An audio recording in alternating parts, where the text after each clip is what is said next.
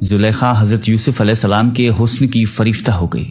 ایک دن خوب بناؤ سنگھار کر کے تمام دروازوں کو بند کر دیا اور حضرت یوسف علیہ السلام کو تنہائی میں لبھانے لگی۔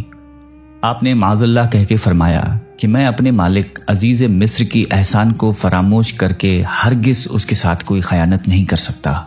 پھر جب خود زلیخا آپ کی طرف لپکی تو آپ بھاگنے لگے اور زلیخا نے دوڑ کر پیچھے سے آپ کا پیرہن پکڑ لیا جو پھٹ گیا۔ اتفاق سے ٹھیک اسی حالت میں عزیز مصر مکان میں داخل ہوئے اور ان دونوں کو دوڑتے ہوئے دیکھ لیا۔ اس وقت زلیخا نے مکاری کی اور فوراً بولی کہ اس غلام کی سزا یہ ہے کہ اس کو جیل خانے بھیج دیا جائے یا دوسری کوئی سزا دی جائے، کیونکہ اس نے تمہاری گھر والی کے ساتھ برائی کا ارادہ کیا ہے۔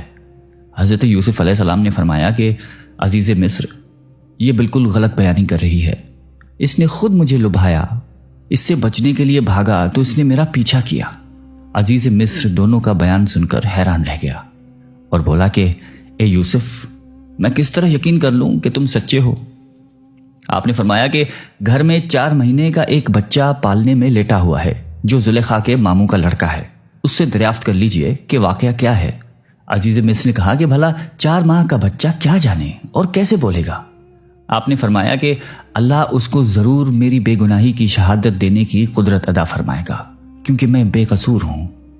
چنانچہ عزیز مصر نے جب اس بچے سے پوچھا تو اس بچے نے بآواز بلند فصیح زبان میں یہ کہا، اگر یوسف کی قمیض سامنے کی طرف سے پھٹی ہو تو عورت سچ کہتی ہے اور یہ جھوٹے ہیں، اور اگر ان کی قمیض پیچھے کی طرف سے پھٹی ہے تو عورت جھوٹ بولتی ہے اور یہ سچے ہیں۔ بچے کی زبان سے عزیز مصر نے یہ شہادت سن کر جو دیکھا تو ان کا کرتا پیچھے سے پھٹا ہوا تھا۔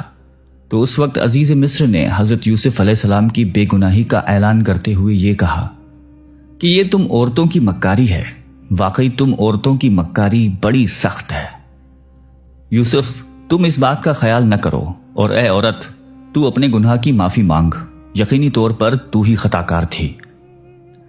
شہر کی معزز عورتوں میں اس واقعے کا چرچا ہونے لگا، کہنے لگی کہ عزیز مصر کی بیوی اپنے غلام کو ورگلانا چاہتی تھی، یہ کتنی حیرت انگیز بات ہے۔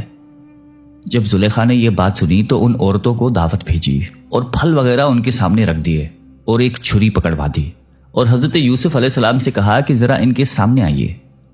جب ان عورتوں نے حضرت یوسف علیہ السلام کو دیکھا تو حیرت کے مارے آنکھیں پھٹی کی پھٹی ہی رہ گئیں، پھل کاٹنے کی بجائے اپنے ہاتھ کاٹ لیے۔ بولی یہ تو انسان نہیں بلکہ فرشتہ ہے۔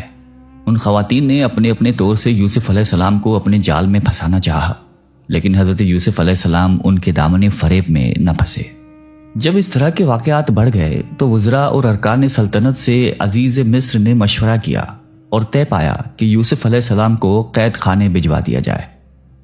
آپ نے جیل پہنچ کر یہ فرمایا کہ اے اللہ، یہ قید خانے کی کوٹھری مجھ کو اس بلا سے زیادہ محبوب ہے جس طرف زلیخا اور خواتین مصر مجھے بلا رہی تھیں۔